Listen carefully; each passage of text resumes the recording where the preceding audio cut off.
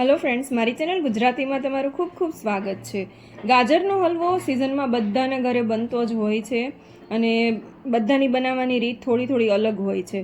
પણ એકદમ આપણે જે મેરેજમાં હલવાઈ જેવો હલવો બનાવે છે ને એનો ટેસ્ટ જ જે અલગ આવે છે ને એનું સિક્રેટ હું તમને આજે આ વિડીયોમાં જણાવવાની છું. તો ઘણાને ઘરે આપણે ગાજરનો હલવો ખાઈએ ને તો થોડો ગાજરમાંથી કચાશ આવતી હોય ને એવો ટેસ્ટ આવે છે. મતલબ એટલો ટેસ્ટી કેમ નથી લાગતો, શું મિસિંગ છે ને ખબર નથી પડતી. તો એ જ હું સિક્રેટ આજ તમને બતાવવાની છું વિડીયોમાં કે કઈ રીતે આપણે પરફેક્ટ ગાજરનો હલવો જે મેરેજમાં મળે છે ને એવો બનાવી શકાય. તો અહીંયા સિઝનમાં મળતા એકદમ સરસ લાલ મેં 2 કિલો ગાજર લઈ લીધા છે. એને સારી રીતે ધોઈ કોરા કરી અને આવી રીતે આપણે એને સ્કીન કાઢી નાખવાની છે. તો ગાજરનો હલવો બનાવતી વખતે હંમેશા આવી રીતના મીડિયમ પતલા હોય ને એવા ગાજર પસંદ કરવાના, એટલે એનો જે વચ્ચેનો પાર્ટ હોય ને એ વધારે ન હોય, એટલે આપણે કાઢવો ન પડે. અને જો મોટા ગાજર હોય તો તમે વચ્ચેનો જે પિત્તનો ભાગ છે એ કાઢી પણ શકો છો. તો આવી રીતે બધા જ ગાજરને આપણે સ્કીન કાઢી, ખરાબ હોય એ પાર્ટ કાઢી અને તૈયાર કરી લેવાના છે. સૌથી પહેલાં હવે અહીંયા મેં આવી રીતે મારા ચોપરમાં જ તે ખમણાઈ જાય છે તો મેં ખમણી લીધું છે. તમે મોટા કાણાવાળી ખમણીને તમે ગાજર બધા ખમણી શકો છો. અને ગાજરને અલગ અલગ રીતે ઘણી રીતે બનાવે છે. શોર્ટકટની રીતે પીસીસ કરીને મિક્સરમાં કરીને પણ બનાવે છે. પણ તમારે જો ઓરિજિનલ ટેસ્ટ લેવો હોય ને તો થોડીક મહેનત કરવી પડે. એવી રીતના જે પીસીસ કરીને બનાવેલો ગાજરનો હલવો છે ને એનો ટેસ્ટમાં બહુ ફરક પડી જાય છે. તો પ્લીઝ એ રીતે હલવો નહીં બનાવતા, તમને હલવો ખાધાનો સંતોષ નહીં થાય. તો આવી રીતે મેં આ ફૂડ પ્રોસેસરમાં બધા જ ગાજર ખમણી નાખ્યા. તમે જુઓ 2 કિલો ગાજર એક સાથે જ મારા બધા આવી ગયા છે અને મને 7 જ મિનિટ થઈ છે આટલા બધા ગાજર ખમણવામાં. આનું તમારે બાઇંગ લિંક જોતી હોય ને તો ડિસ્ક્રિપ્શન બોક્સમાં છે, તમે જોઈ શકો છો. કોઈ પણ મિક્સર જારમાં અટેચ થઈ જાય છે.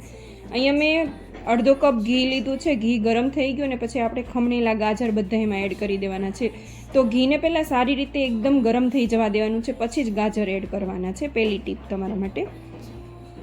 અને ગેસની ફ્લેમ એકદમ ફાસ્ટ જ રાખવાની છે, લો ફ્લેમ કરવાની જ નથી. છેક સુધી તમે ગાજરનો હલવો બની રહે ને ત્યાં સુધી તમારે એને ફાસ્ટ ફ્લેમ ઉપર જ એને કરવાના છે. બીજી ટીપ છે.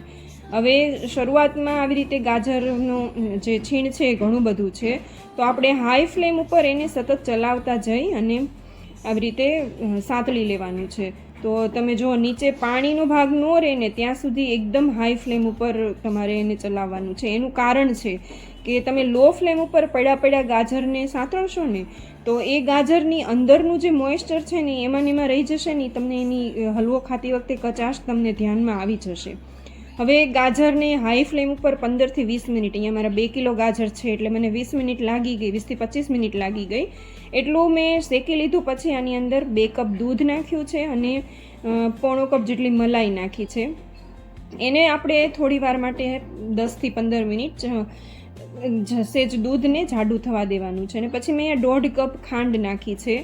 અહીંયા મેં નાનીને જે સાકર આવે છે ને સાકર લીધી છે, ખાંડ નથી લીધી. તમે બેમાંથી જે પણ નાખવું હોય એ નાખી શકો છો. અને અમને મીડિયમ ખાવાનું ગળ્યું પસંદ છે એટલે મેં 1.5 કપ ખાંડ નાખી છે. તમે 1.5-2 કપ જેટલી ખાંડ નાખી શકો છો જો ગળ્યું વધારે ખાતા હોય ને તો. હવે ખાંડ નાખીને પણ તમને એમ થાય કે ગાજરનો હલવો બની ગયો, તો એમ નહીં. ત્યારે પણ તમારે એને હાઈ ફ્લેમ ઉપર સતત ચલાવવાનું છે 15 મિનિટ માટે. એકદમ પાણી બળી જવું પડે ત્યાં સુધી ચલાવવાનું છે. એકદમ ગાજરનો કલર તમે જોઈ શકો છો, એકદમ ફરી ગયો છે, એકદમ રેડ થઈ ગયો છે ત્યાં સુધી. અને નીચે ઘી છૂટું પડી જાય ને પછી પણ તમારે 5 મિનિટ ચલાવવાનું છે હાઈ ફ્લેમ ઉપર જ તે. અહીંયા મેં કાજુ અને બદામને પણ તળી અને પછી નાના નાના પીસમાં કટ કરી લીધા છે. 2 ટીસ્પૂન જેટલો એલચીનો પાવડર એડ કર્યો છે. તો હલવો એકદમ ટેસ્ટી બન્યો છે. તમે જો આ રીતે હલવો ન બનાવતા હોય ને તો એકવાર આ રીતે હલવો ટ્રાય જરૂરથી કરી જોજો. ઘરમાં બધાને બહુ પસંદ આવશે અને તમને વારંવાર બનાવવાનું કહેશે. અને ફાસ્ટ ગેસ ઉપર તમારે હલવો બહુ જલ્દીથી બની જશે, જે સ્લો ફ્લેમ ઉપર બનતા વાર લાગે છે.